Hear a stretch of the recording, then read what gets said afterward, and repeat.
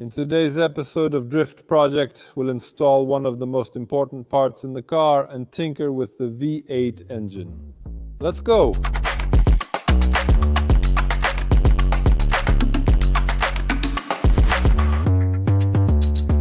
Before we get into the episode, a quick comeback about the whole vision for building this project and why we're doing it the way we are. In short, you could say this is the car I would build if I was starting my drifting adventure from scratch and wanted to develop as a drift driver over time. I'm not referring to the BMW E92 model itself, but to the vision and concept behind the project. Because, as you know, you've already seen a few drift projects on the channel. One of them was building a Subaru BRZ, a top-level car that you can confidently use to compete in the European Championships. There was also the build of a car strictly for learning how to drive, a beater, the beater project BMW E36, 140 horsepower in stock.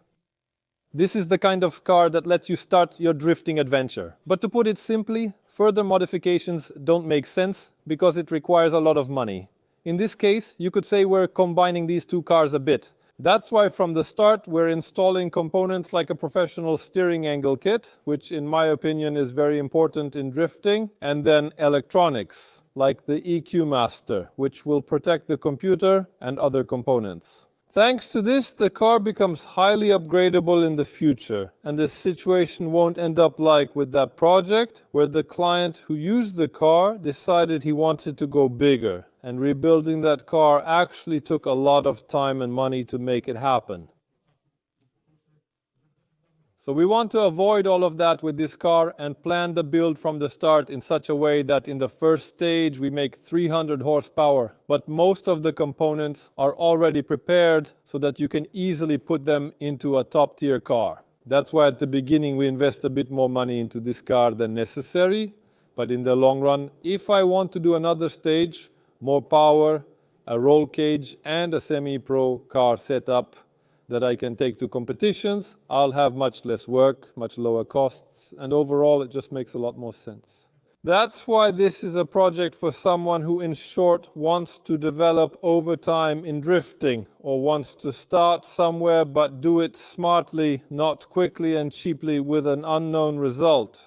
So if you want to see the final result of this project, subscribe to the channel, and now we're moving on to the material where you'll see one of the most important modifications, in my opinion, in this car. Let's go! As you might have seen in the previous episode of the Drift Patriot series, we have brand new shock absorbers from BC Racing installed at the front and at the back. The general plan was to have some fun on this suspension before we install the Wisefab kit. However, we decided to keep the momentum going, so today we're installing the extended steering angle kit at the front. If you want to see how it looks and its features, join me for a quick unboxing right here on the cabinet next to me. So here's the package, which has already been partially opened for the intro, and not only that. And here, as you can see, Subaru is waiting for spring. Subaru usually uses the same Wisefab suspension kit, and it also has BC Racing suspension, so you could say that the same companies that are in Subaru will appear in BMW. But let's show what we have here. So let's go step by step here. Basically, this is an adapter for the steering knuckle, a brake caliper adapter from the M version, M Power. So there are no M Power calipers here. Actually, we won't need this. And listen, this is one of the most important things in this kit, because here you basically have an explanation of how to set up this suspension so that it works properly. And there's also a recommended alignment setting, showing how everything should look. And now, maybe as an introduction, why the kit from the company Wisefab?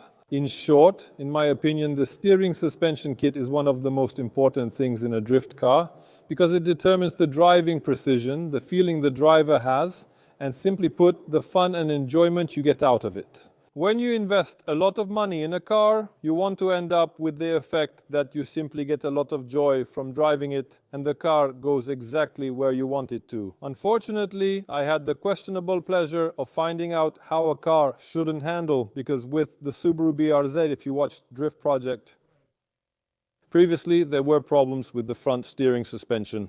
Simply put, The car didn't drive the way it should, and the amount of adjustments, training, and investments just to even figure out what was happening took a huge amount of money. That's why from the very beginning here, I'm going with the best possible solution on the market, tested by drivers like James Dinn, in my opinion, the best driver in the world. Simply put, you can see how he drives. You can also talk to him. There are plenty of onboard videos, which, simply put, gives you confidence in your purchase. In my opinion, sometimes when building a car, it's really better to spend a few thousand more and have the perfect feeling from the start, rather than going to training sessions, which cost money, and wondering why the car doesn't handle as well as you'd like. We once recorded an episode about this, the mystery of the flying wheel.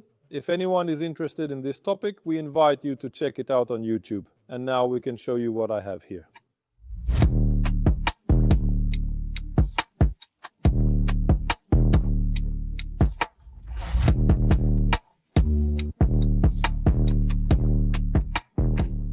Look how tight it is in here. Because it's so tight here, after a couple of training sessions it gets smoother, but that's what gives the steering wheel its precision. You sense every bump and movement through the steering wheel, from hitting a curb to a stone. Exactly, when everything is so stiff. That's why you install uniballs and get rid of, let's say, rubber metal bushings, just to make the car as stiff as possible, because we don't take driving comfort into account in such a car, and that's why this solution is so great. Plus, as you can see here, there's a part of the uniball where we have these bushings that are removable from the uniball, and this piece goes into the subframe and we just bolt it on. But it's designed so well that these bushings don't fall out. It might seem like a trivial thing, it might look that way, but if you're on the other side of Europe, and for example, in my case, I have to replace this control arm because something happened and I have 10 minutes to do it. Believe me, bushings that don't fall out of the uniball really help and speed up the whole process. Because if one falls out, it rolls under the car and there are unnecessary nerves for everyone. This is what a Wisefab control arm looks like. Here we also have additional caster adjustments. So in short, we need to assemble this according to the instructions and install it in the car. Later we'll show what the main differences are between the stock part and this kind of control arm. Today I have the steering knuckle we'll be installing. This steering knuckle lets us adjust the Ackerman angle, which is crucial for drifting and includes a steering lock limiter. We can simply choose the steering angle that we currently need. We don't always have to drive with the maximum capabilities that this equipment offers us. To install it in the car, we need the original hub. We'll be installing that today as well. What does this suspension offer us? The suspension ensures that if there's an issue with the car, it's not due to the steering or steering angle. In my opinion, this is very important because if you have something installed that isn't completely reliable, then you end up with a situation where the driver gets out of the car very nervous. And to put it colloquially, is as tense as a top on a juk truck. That's not the desired effect, especially if someone has invested a lot of their own money and time into building a drift car. So just don't make this mistake and install parts in your cars that are simply proven and reliable. And the next component is the steering rod, which is longer than the stock one. Plus, we have an adapter that we need to screw into the steering column, the steering rack, whatever you want to call it. We attach it to the steering rack, then add the rod. Now here's the rod end, which also has a nice uniball. Let's set it aside for Parwo to install soon. The last element is the camber plate, which means we just need to remove the shock absorber and replace the stock upper mount with this part. What does it allow us to do and why do we install it? Here we have a very wide range of adjustment for the camber angle and caster. And if that wasn't enough, we can also adjust the caster with this component. So basically this is an adjustment that we attach to the control arm. And here, the range of adjustment for the kingpin caster angle is so large that we can set any angles we want. So enough talking, Parwo puts on his gloves and we're installing this in the car. I've already got my gloves on, so I'm ready. Come on in. Today I'm a mechanic again. Carmel has a day off. A finger injury and he'll just be using my hands for work. I won't show which finger because that would be inappropriate, but Pavel will be assembling today. There are new tools, there are new parts for the car, so we open the hood and quickly remove the bumper so that you can nicely and clearly see what's going on here. However, I need Kamil's help. So after all, Kamil will be useful here. But we have screws here after all.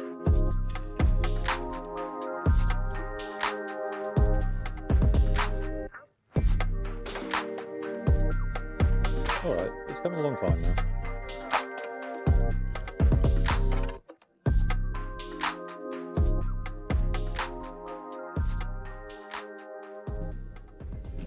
Oh Lord. For a change? Not that much, it's heavy. No. Drift cars need dampers. Cheap brakes. But generally, the front will still gain some weight because the entire front suspension, the steering knuckle, and the control arms are made of aluminum. So we'll still add some weight. Stock, yes. Stock, yes. But obviously the production of drift parts isn't as advanced as for a stock car, simply put. And that's a shame, because an aluminum suspension like that would really do the job. Unsprung mass could be amazing, be careful. Maybe someday. But that would probably cost more too, I think significantly more.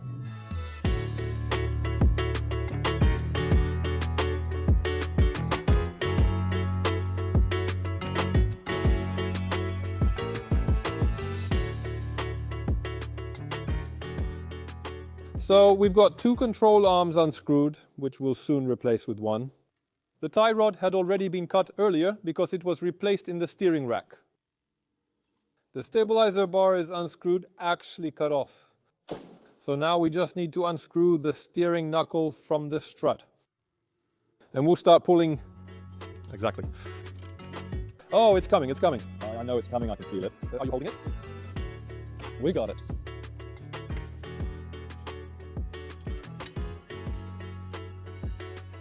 Oh, and now we can make a comparison. This is what the stock one looks like, and this is what the custom one looks like. We're unscrewing the hub and we'll weigh it for comparison, because we always like to know out of pure curiosity how many kilograms we're adding to or taking off the car. Well, in this case, we're definitely going to add a few kilos, but we'll gain a lot in terms of handling, so there's no other option. We'll gain weight from the suspension, but we'll offset some of it by switching to a different brake disc. So in the end, I think it'll balance out anyway. All right, I'm going. It's going like crazy.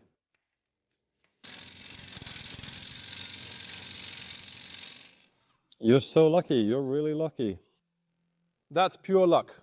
Now Daniel, do you remember how many times I had to knock out that hub while taking it apart? I even had to use a hammer on the table to get it out. Earlier we weighed everything ourselves to find out how much each item weighs. I remember, Kamil, you struggled with it for at least half an hour. Well, just to get the bushing out of the aluminum steering knuckle. All right. We're weighing the stock setup, the steering knuckle and two control arms. That's very good. 550. And the control arm goes on. 840. 840. That was 550, right?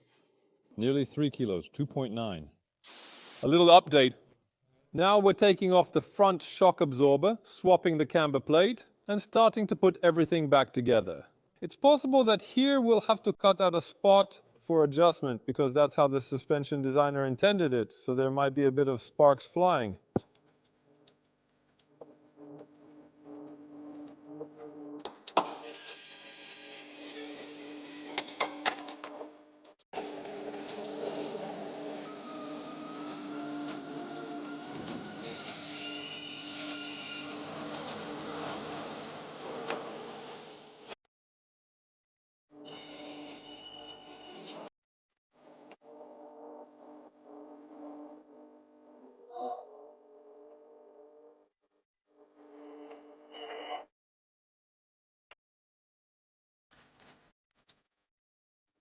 We drilled out this part from the strut tower that was used to attach a kind of brace. Unfortunately, we have to get rid of it And there was a hole under that part in the strut tower itself, so we just drilled it out and made a slight oval so the whole shock can work nicely here. Doesn't hit anything, and we have access to the adjustment. So now the shock with the camber plate is mounted. We deliberately didn't want to make a cut that would remove a part of this main opening. We just don't want to weaken the structure.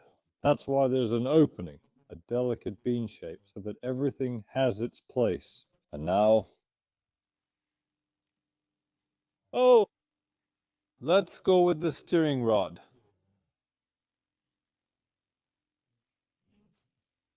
You need to screw in the adapter. Do it this way. Apply gummy berry juice. Seriously though, use red thread locker, the strong one, just to make sure the adapter doesn't unscrew. Good, right? This is so stiff. The entire assembly is moving.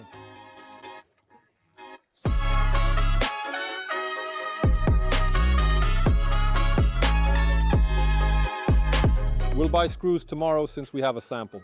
For now we're using the old ones, so there will be a small replacement here later.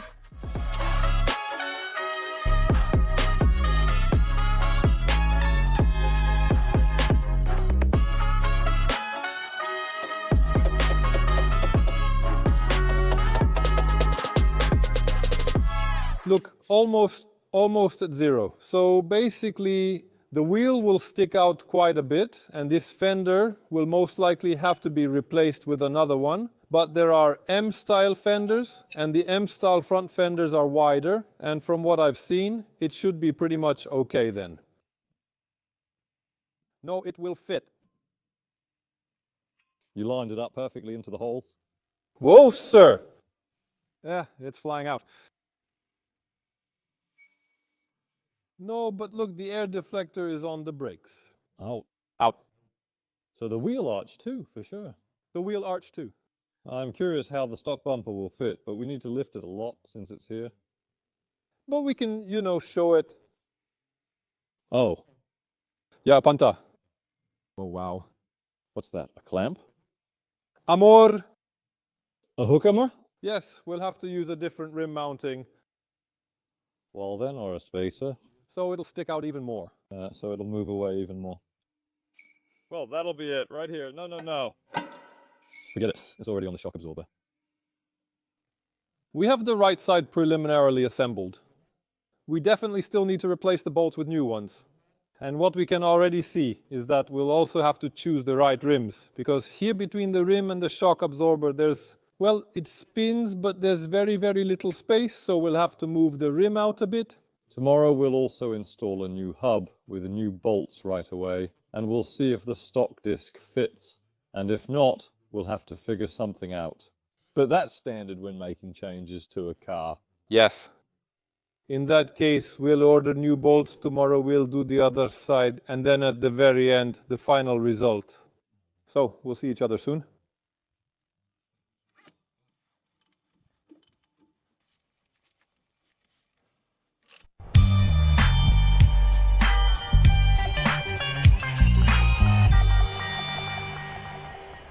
Welcome to another day. Wisefab is mounted on the E92, and now we're going to the storage room to look for rims that we'll try on. These are old rims from Zik, and let's hope something fits, because it has to be, so that it doesn't rub.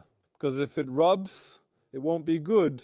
And then after we do that, we'll take care of disassembling the engine. Because we need to get started on the engine, because I want to ride. Simply put, let's go. We'll see. Empower. Empower. Less slowly. Oh, it's 26, so that's 26 Eastern time. That's great. The width will be here. 9 inches, damn, that's wide. But all right, let's take one. Let's take one for a test fit. We have 4 rims, managed to find them, borrowed a bit from everyone. One from Patrick, one from Zik, and one from Panti. So now we'll do some test fitting and see what makes sense and what doesn't. Basically, there's no turbo face. Yeah, we'd have to take the tire off to see. And how about the shock absorber? Well, we'll take a look. Patrick, can you lend me your rims? Generally, the things we pay attention to are, for example, if the wheel sticks out. We know that. But we also check if the tire isn't touching the shock absorber, because if it does, well, that's not okay. It can't be like that. Whether the wheel doesn't rub when fully turned. You must ensure there's enough clearance since the suspension moves. It's not too bad here, but the biggest problem is... It's close. Yeah, it's close, but it's close. But the biggest problem is here, near the side member. Oh, and the fender too, look. The fender is also rubbing right now.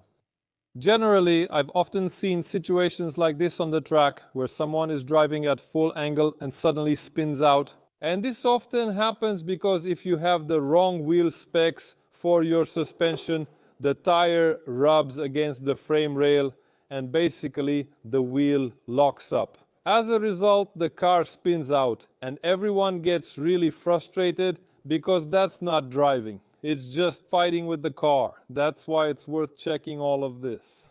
And here it's rubbing. Basically, with this wheel setup, we have a collision. It can't be like that. Here's another example. Take a look. Blue paint on the rim. In short, that's not the way.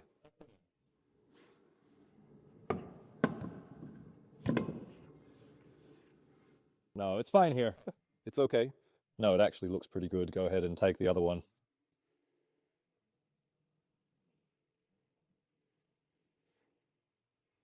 It was better on that one. We have the wheels fitted, but we're leaving it for now because we still need to find a good tire for one more rim to see how everything fits, but there are already 2 parameters that work for us. So now we're going to the confession room. We're taking the engine from there and we're going to start dismantling the heads. We'll do it in the classic style like I did recently with the 92. I'll take off one head as a newbie when it comes to mechanics, and Camille will take off the other and overwhelm me with all the information, and he'll be the pro here. Let's get to work.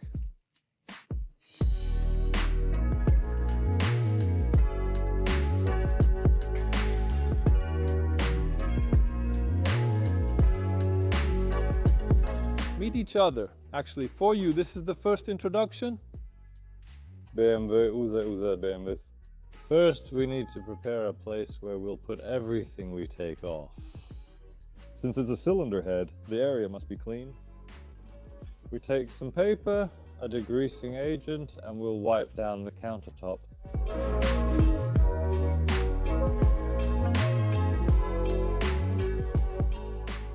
Now you might ask why we even want to remove this cylinder head.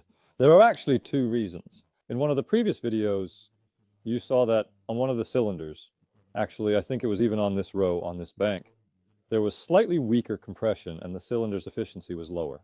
This suggests to us that the intake valves might not be completely tight. If we started this engine now without removing the heads, there's a chance that they would seal themselves. The engine hasn't run in a while, but we're not certain that's the issue. And since we want the car to serve us for a long time in this specification, meaning naturally aspirated with 300 horsepower, we want to be sure that everything just works well and lasts a long time.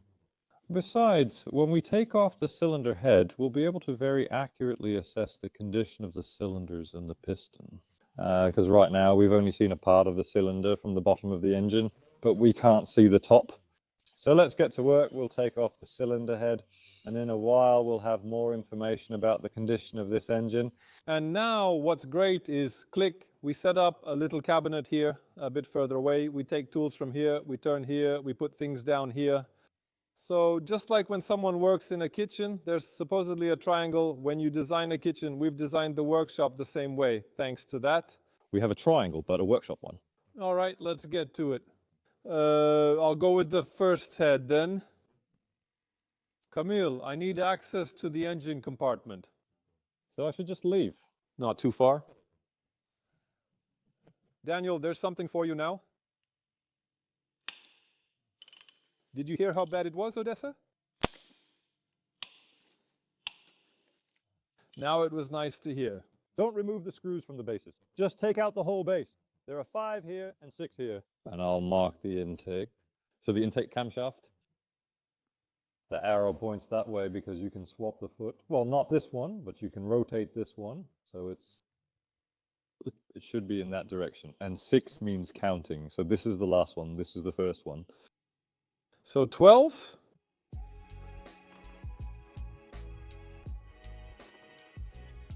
Now it worked out.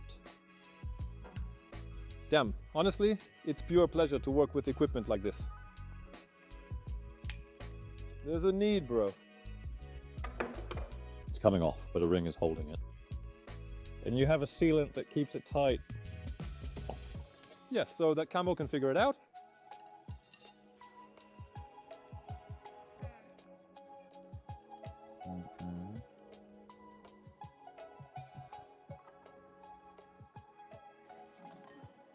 On the studs, so you have to, just like that, exactly. Dude, what kind of state are you even in? But look, what is this though? You also have a metal gasket for the water system. Exactly, a metal one, right? And it's metal because there's a hot element here and it prevents thermal expansion, so it will be sealed. You have a metal sheet that gets compressed. And just to be sure, they also added a rubber gasket so it doesn't leak. Yes, and full power. The same situation as with the shafts. From the inside. From the inside out, it doesn't really matter much anyway because the cylinder head is going to be resurfaced, but we don't want to warp it anymore.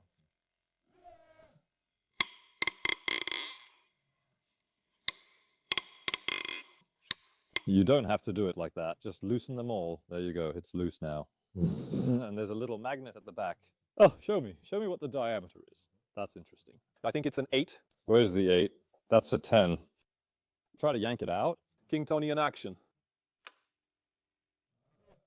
Damn, not even a stutter. That's the thing, when you have the tools. Otherwise, I'd be struggling, right? But this way, it's a breeze. Oh!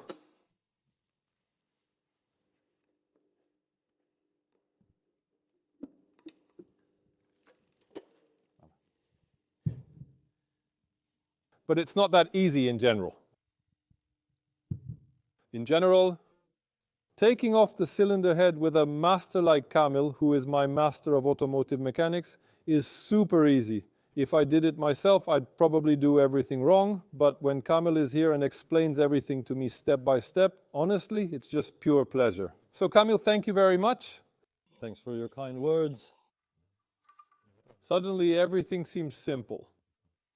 It's worse when you don't know. But you want to do something, and you can cause a lot more problems than it's worth.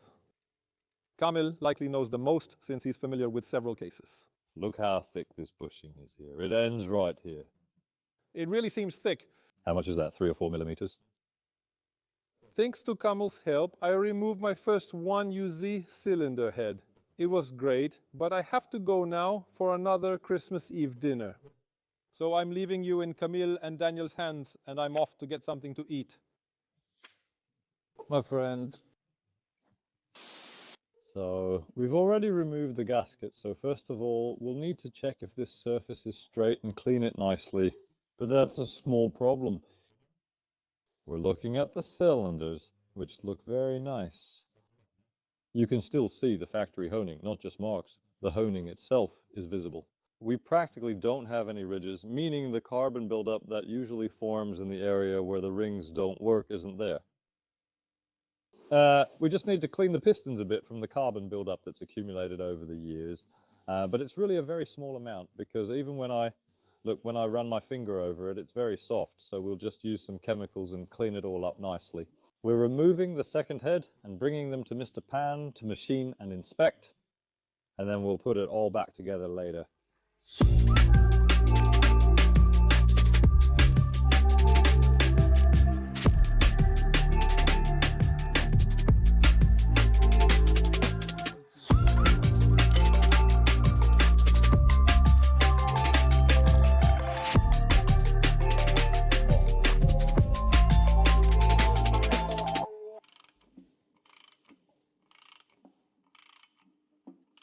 I wish all engines were like this, UZ. I'd have a lot less work with stock cars. All right, nothing to get excited about here. Should we pull out one piston? Is that a lot of work? No. So let's take it out. When we take out the piston, we'll be able to assess it. First of all, visually, meaning whether it's not scored anywhere. whether the rings, whether they're scraper or oil rings, aren't stuck so they're working as they should, whether there's no play in the small end of the connecting rod, meaning the small end is the upper hole where the piston pin goes in, and that's where the piston is attached. So we'll check if there's any play there. In the end, the most accurate way to verify a piston is by measuring it. So we take a micrometer and measure the piston in at least 6 or 9 places to determine whether the piston hasn't simply become egg-shaped.